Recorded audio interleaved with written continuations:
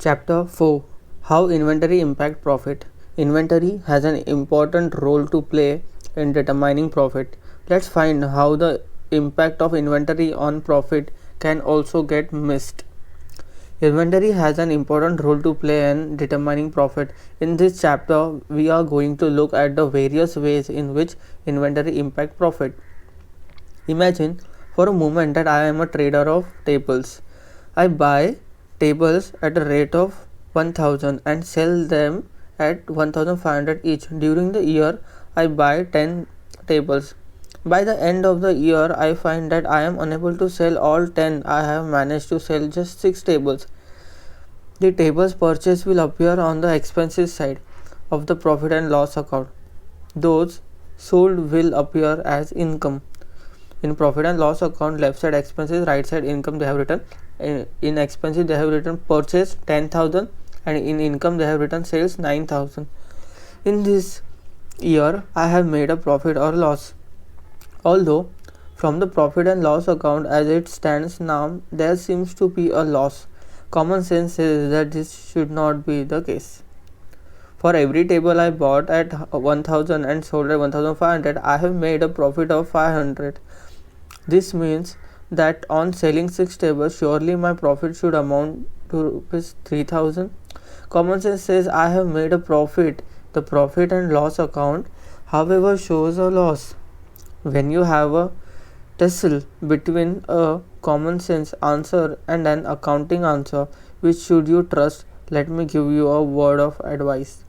Always trust your common sense. In this particular case, the account indicates a loss, but common sense tells us that I have made a profit. The error must be in the accounting. Where is the error? You will recall that we have established that it is consumption and not spending that is to be considered as expenses. However, what we have recorded here is the expenditure or the money spent as expenses and not what has been assumed. I did purchase 10 tables, but only 6 tables have been consumed. This means that 6,000 should have been shown as an expenses and not 10,000.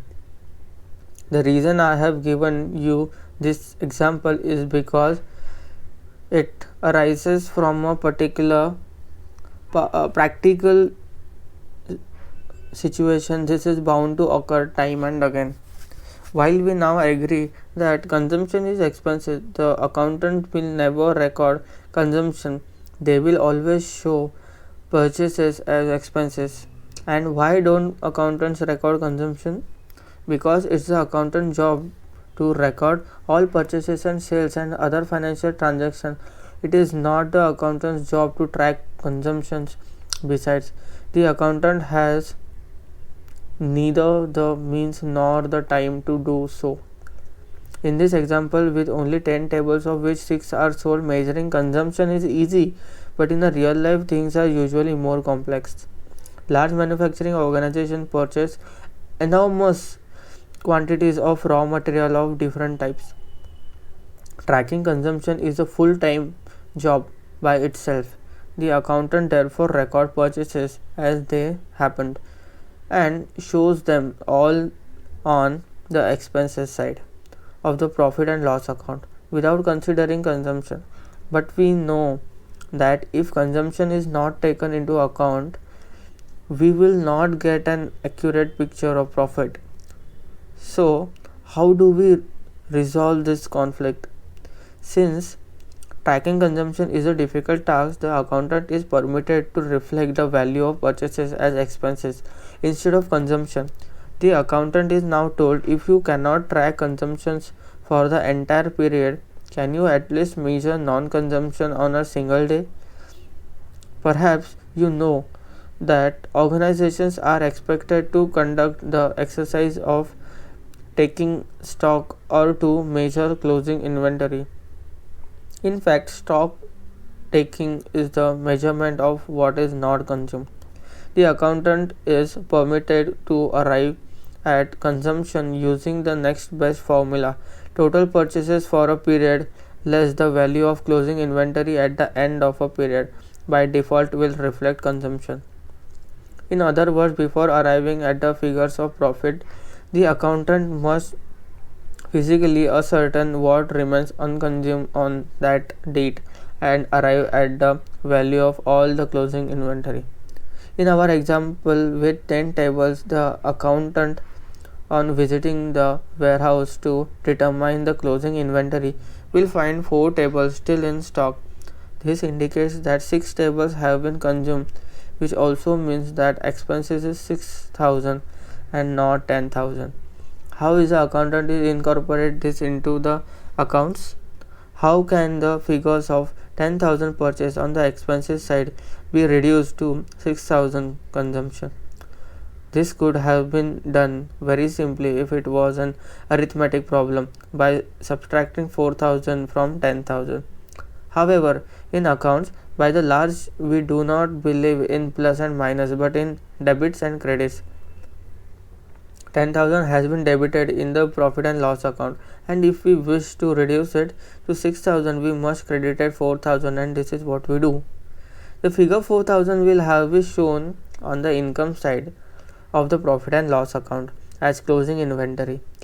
Non-accounts tend to be puzzled at the idea that the figure of sales representing income from goods sold and the figure of closing inventory representing the value of goods not sold should both appear as income. Closing inventory on the income side does not in fact represent income but rather a negative figure from what is shown as purchase on the expenses side. Since we have shown the value of total purchase on the expenses side and the value of goods not consumed on the income side, the net effect represents consumption. In profit and loss account, year 1, left side expenses, right side income. In the expenses side, they have written purchase 10,000, profit 3,000, total is 13,000. On the other side, income sales 9,000, closing inventory 4,000, and the total is 13,000. Our common sense answer was that I have made a profit of 3,000. Now the accounting answer is also the same. Let's now consider the situation in the following year. I have 4 tables lying in the warehouse. This year I decided to purchase nothing. I managed to sell all 4 tables at the rate of 1,500 each. What is my profit in the second year? Have I really made a profit of 6,000? Surely not. Profit and loss account, year 2, expenses, income, purchase nil, sales 6,000. Common sense once again comes to our rescue. My profit per table remained 500. So on a sale of 4 tables, I must have made a profit of 2,000 and not 6,000. Where have we gone wrong in this time? Thought, I did not purchase anything during this year. I have nevertheless consumed 4 tables. Let me re-emphasize, it is consumptions and not spending which should be considered as an expenses. So how do we set things right? We can do so by listening the value of goods consumed under expenses. The closing inventory of last year will now quite logically appear as the opening inventory of this year. Profit and loss account, year 2, expenses, income. In expenses side, opening inventory 4,000, purchases nil, profit 2,000, total is 6,000. Income side, sales 6,000, total is 6,000. Now let's look at the bank balance. Why is my bank balance at the end of the first year? In year 1 I spent 10,000 and earned 9,000. My bank balance stands at a negative 1,000. However, I have still made a profit of 3,000. Let's now expand these numbers to understand their impact in a large context. Let's say I have spent 100 million and not 10,000 and earned 90 million, not 9,000. I now have a negative bank balance of 10 million. However, I have made a profit of 30 million. Making profit can be dangerous. Do you appreciate how dangerous profit is? What happens when an organization shows a profit? There will be a line of people standing in a queue waiting for a share of the profit. Who is in the queue? First of all, there are the employees who will expect bonus. It is they who are largely responsible for generating the profit and now expect to be rewarded. Next will be the government demanding 30 to 40% or even more of the profit as income tax. And of course, there will be the shareholders who will expect dividends.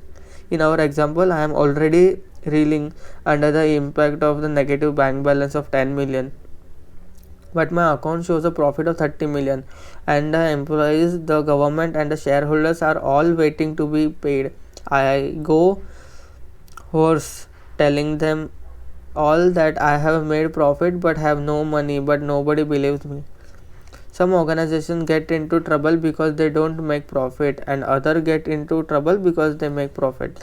Successful business therefore stand on two pillars. Pillar number 1, the ability to generate profit. Pillar number 2, the ability to effectively manage cash flow. If these two things are taken care of, most financial mismanagement related problem will not take place. We will go deeper into the topic in subsequent chapters when we discuss the two most important rules of good financial management. How the impact of inventory on profit can get misused. Let's go back to my double table trading business using large number to make it more realistic. Let's say I have purchased table worth 10 million and not 10,000, sold tables worth 9 million and not 9,000, and I have a 4 million worth of table in the warehouse as against 4,000. Now imagine that I have 4 warehouse at different location and 1 million of inventory is stored in each warehouse. A junior accountant is given the job of visiting the various warehouses to measure the closing inventory.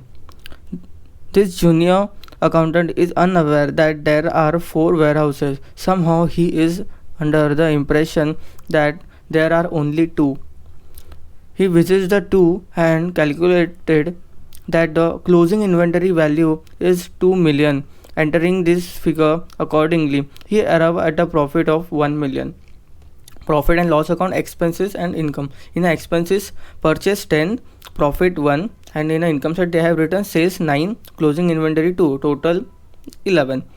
At this point, the junior accountant's immediate senior, who believes that there are 3 warehouses, discover that he has visited only 2. He informed him about the third, and the perceptions of inventory now changed to 3 million.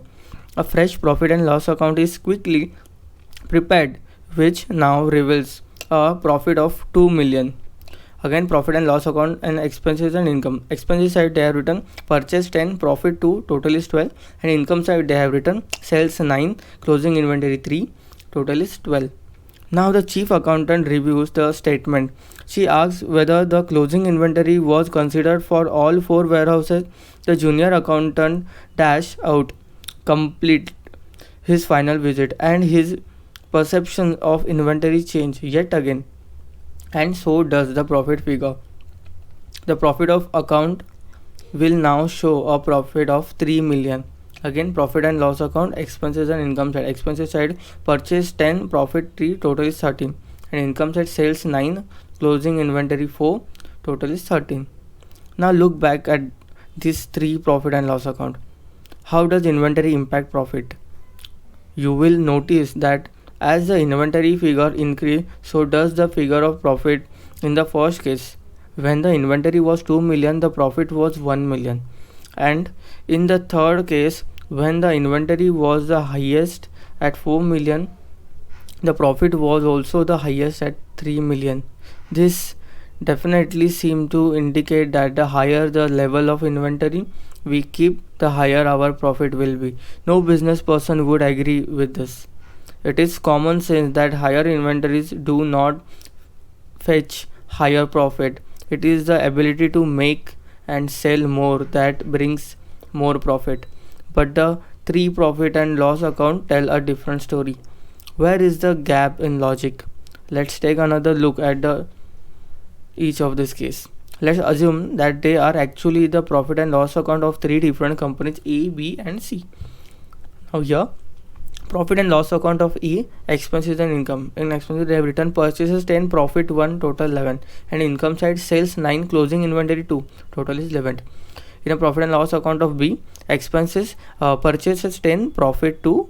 And in an income side, sales 9, closing inventory 3, the total is 12. And again, profit and loss account of C, expense side, purchases 10, profit 3, total is 13. And in income side, sales 9, closing inventory 4, total is 13. Now A, B and C are identical companies in that each and purchased goods worth 10 and sold goods worth 9. The only difference between the three of that A keeps an inventory of 2, B keeps an inventory of 3 and C keeps that inventory of 4. A profit 1, B's profit is 2 and C's profit is 3. Between the three, keep the lowest inventory and make the least profit. C has the highest inventory and also makes the highest profit. Again, it appears that higher inventory lead to higher profit. Where is the error? The error lies in the fact that we are making the mistake of looking at inventory in isolation. Inventory should always be seen in conjunction with purchases. Inventory respects what was not consumed. The total of all our purchases less what was not assumed is equal to what was consumed. All three companies have sales of 9. In order to earn 9, A has consumed 8. Purchase of 10 less 2 which were not consumed. A therefore make a profit of 1. B to earn the same 9 has assumed 7. This could be because B has more efficient people, or because there is less wastage, or because of better manufacturing process. B thus has a profit of 2. C has consumed 6, taking the profit of 3. C makes the highest profit not because it has the highest inventory but because it has the lowest consumption. Unscrupulous business person, once they understand that there is a direct correlation between inventory and profit, that is higher the inventory higher the profit and lower the inventory lower the profit, sometimes misuse this understanding to manipulate profit. A higher closing inventory gets falsely interested to show higher profit, or a lower inventory to show lower profit. Royal Dutch, formerly Shell, the well-known oil company, has been in the news for having shown non-existent oil reserves to the extent of 4 billion barrels to inflate profit. Having seen in the last two chapters the various connotations of profit and what influence it, let me now turn my attention to the balance sheet. If you must play, decide on 3 things at the start: the rules of the game, the stakes, and the quitting time. Thank you.